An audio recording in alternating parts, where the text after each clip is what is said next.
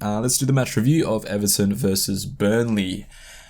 Interesting prospect of a game coming into this. Obviously, we had the international break, but if I'm honest, our team didn't really have too many internationals, obviously, because of the South American, a lot of our team being South American and people in South America, like players or Premier League players, not being allowed to travel over to South America. We didn't experience the ban like other clubs did, obviously due to Everton allowing Richarlison to go to the Olympics, so our club really wasn't affected by all of that nonsense. So in terms of international break, I don't think our team really got affected all that much by it. Our team was pretty much together for the 2 weeks of the international break. Obviously we had Salomon Rondon to come in later on. But overall, our squad wasn't really affected, so we can sort of focus on this game here. And I think in a way it helped, in a way it didn't. Because obviously we started the game with more of like a 3-4-3 formation, which it looked like that on paper, but when we played it, it was more a 5-2-3, because Seamus Coleman and Luca Dean didn't really bomb on that much to make those like wing backs. So it was more like a solid 5 at the back. And you can see what the manager was thinking here in going a 5 at the back and putting 3 centre backs on their 2 strikers. Obviously, because their 2 strikers are very adept at heading balls, very physical presences, run the channels. They're very much an old school 4-4-2, put the ball over the top and do whatever you want to do because you're a big boy type of striker. You know what I mean? So in terms of playing the 3 centre backs, I think it was a good idea and in concept. And I think what was interesting is that they had Ben Godfrey in the middle of the 3, which personally I don't think worked. And I don't think that's his most comfortable position. I see the thinking behind it because he's a leader at the back, he's a talker, he's an organizer. But I think he's more suited, if you're going to play a 3 at the back, to put Ben Godfrey either on the left or the right side of the 3.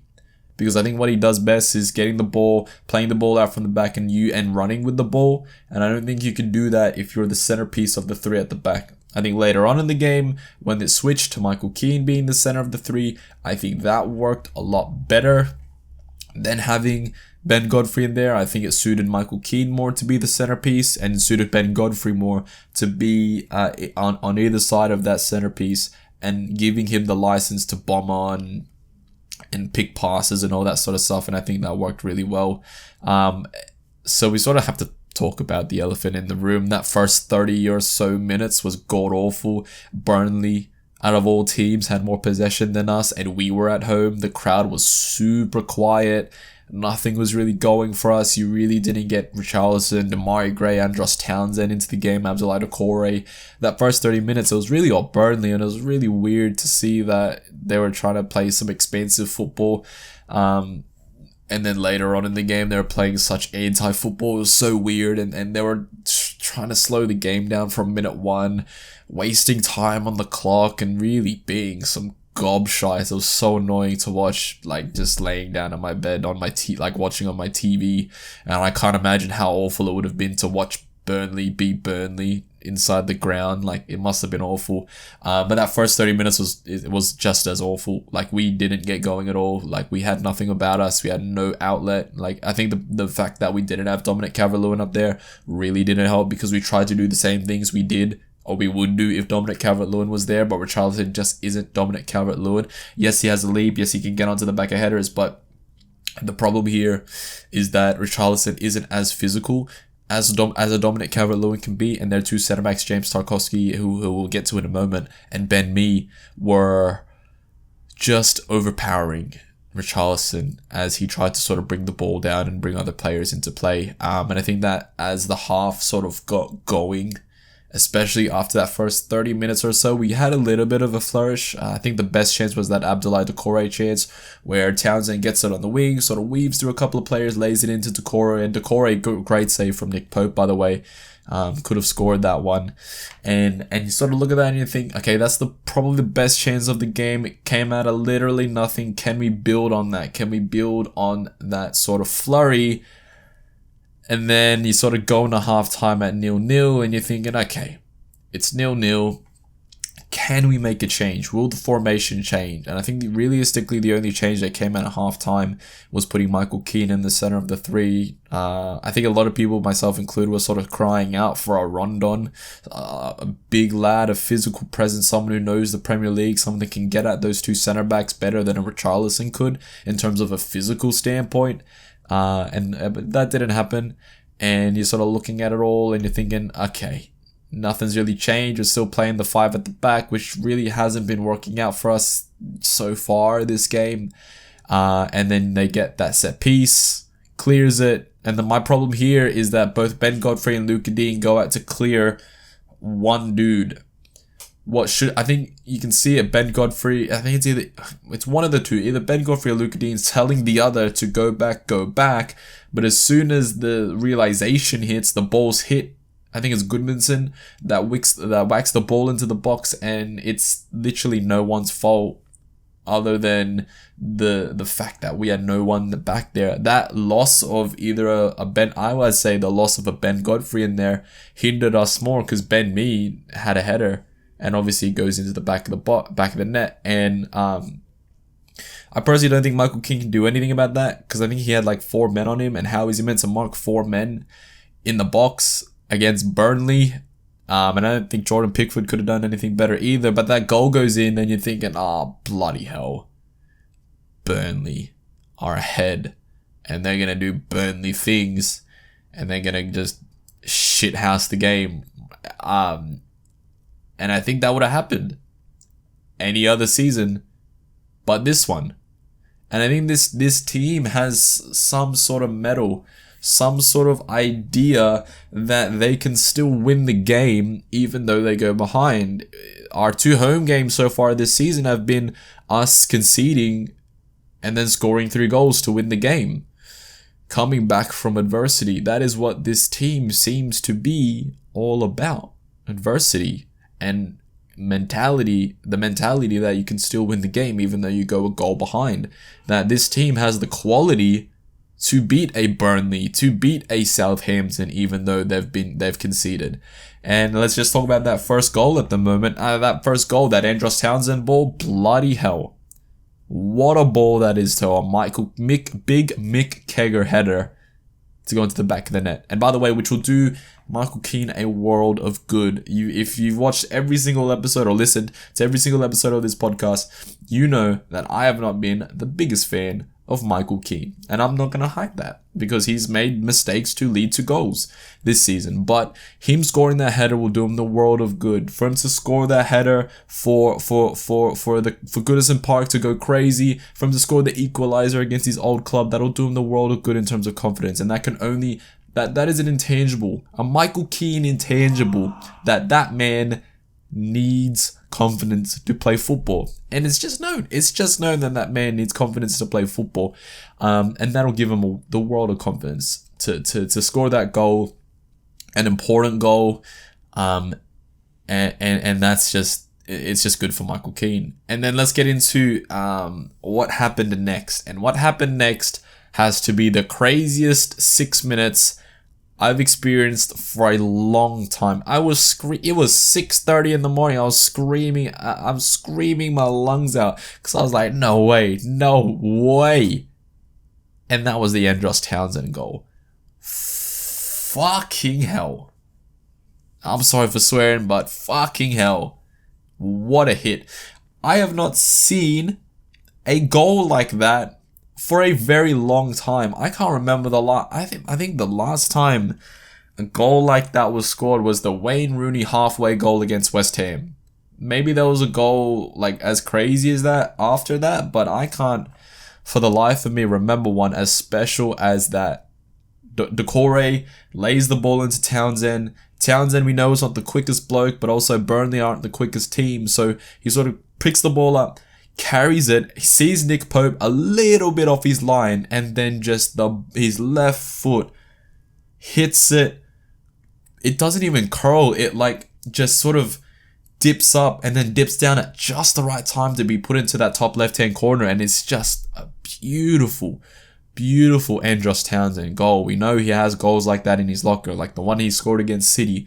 But for him to score one like that for Everton is absolutely special. Like, that goal was just wow. You know what I mean? It's one of those goals that it goes in and you can't believe it. And it's one of those things you're like, holy shit. A winger scored a goal for us. And our wingers don't score goals for us often. They really don't. And then the next goal that happens was scored by yet another winger. I think it was even, I feel like it was either Allen or Townsend sort of header it up. Decore brings it down, runs a little bit, sees Demarai Gray on his bike, and then just that ball is just incredible to Demarai Gray. It's like he's playing FIFA. He hits the triangle button and it's a through ball, cuts straight through their defense. Tarkovsky's on his ass, and Demarai Gray just accelerates, slots it in. That's 3 goals and 3 for him, and we have 2 wingers that score goals for us. How incredible is that? After years of crying out for a goal-scoring winger, we've got 2 for £1.7 million. How incredible is that? Demarai Gray yet again proving to fans why he's a fan favourite. His pace throughout that whole entire game, his aggressiveness, his pace, his desire to be on the front foot, the idea that every time that he has the ball, he wants to score, or he wants to create a chance for someone else to score. He just wants to attack. He's making up for lost time. He is 25 years old. He didn't get the chance at Leicester. He didn't get the chance at Bayer Leverkusen, but he's taking his chance here at Everton. He may not have thought that a club like Everton would ever come calling again, and now that he's here, he's making the most of his chance. Same thing with Andros Townsend. He said it in his post-match interview that he's been battling the bottom half of the table for a very long time, and now he's got the opportunity to come to Everton. And he's taken that chance. Both of them are taking that chance. And it's just, wow. Like, it's one of those things that 6 minutes and then the disallowed Decore goal, I was going mental. I was going absolutely mental when Decore scored that goal. It was offside. It was very well offside, but it was offside. But when he scored that goal, I was like, no way. We're putting 5 past Burnley and we're going top of the league.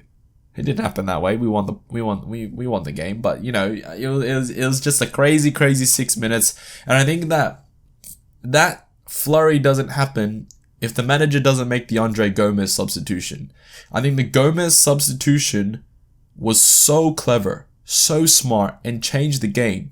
Because Gomez coming on meant we went from the back 5 to a back 4. We had 3 in midfield, so our midfield was a lot better. We overpowered them in midfield because you had Allen sweeping and just doing his thing as a 6. You had Decore being box to box, and then you had Andre Gomez playing a little bit more like a traditional 8, or even like a 10 of sorts, because he just picked up the ball. He was so confident on the ball, so his passing range was very, very good, and something that we haven't seen from him in quite some time. And he was just calm. He was a calming presence. He took the ball. He wanted the ball. He controlled the game.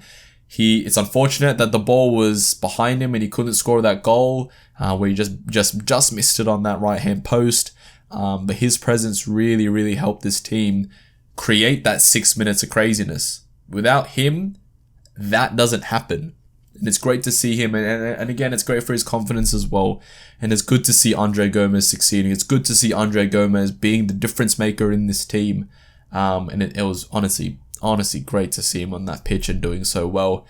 But yeah, as I said, we win the game. It's 3-1.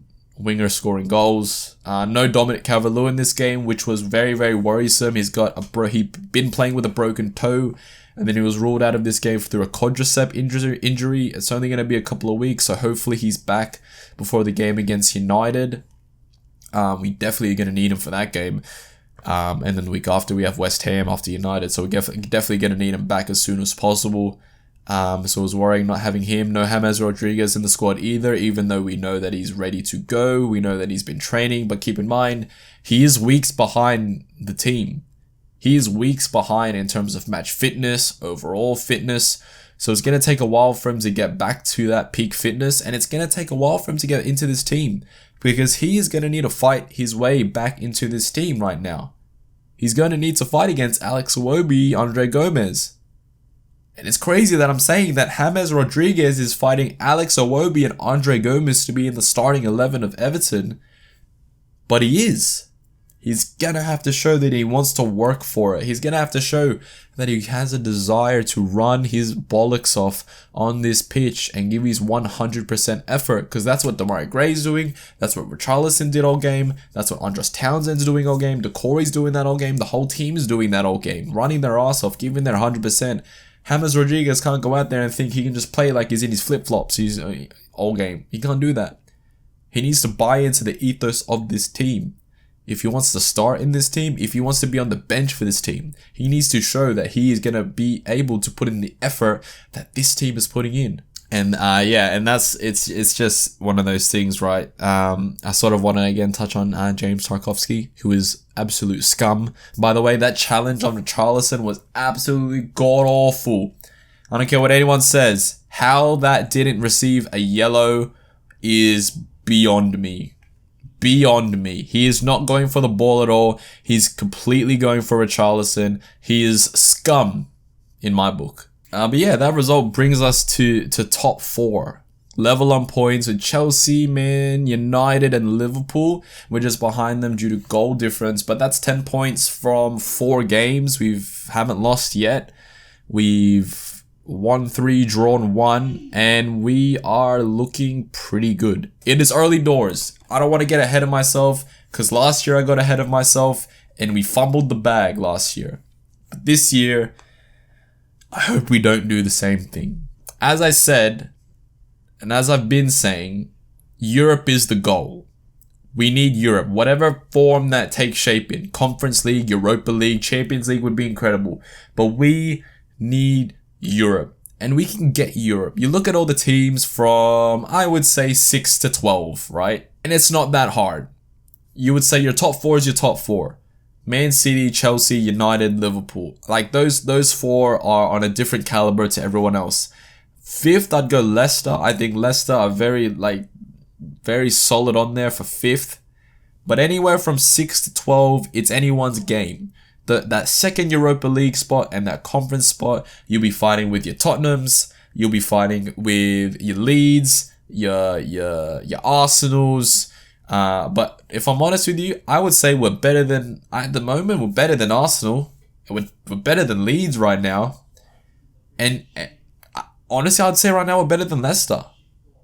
And Arsenal, they're still finding their feet. Tottenham obviously have done very well to start the season. They just lost to the Crystal Palace, but even Crystal Palace could be in that conversation this season as well. But I think we're stronger than all those teams. I would say we're probably weaker than Tottenham, because Tottenham have Heung-min Son and Harry Kane. I would say that Leicester as a team are better than us, but we can definitely fight for 7th and 6th. I definitely think this team is capable. We just need to take it week by week. This squad needs to go week by week with this.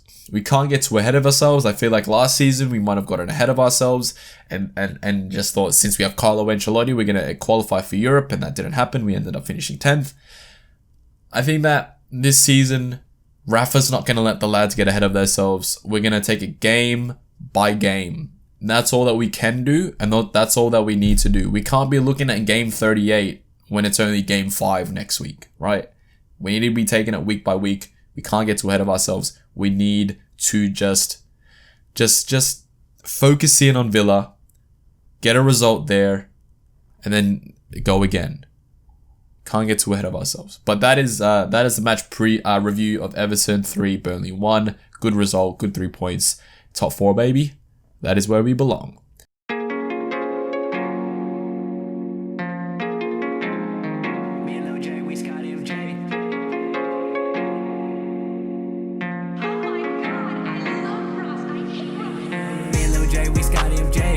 Rock, we're here in the fade. Pull up in a whip with 21 bays. Here come the bastards, 21.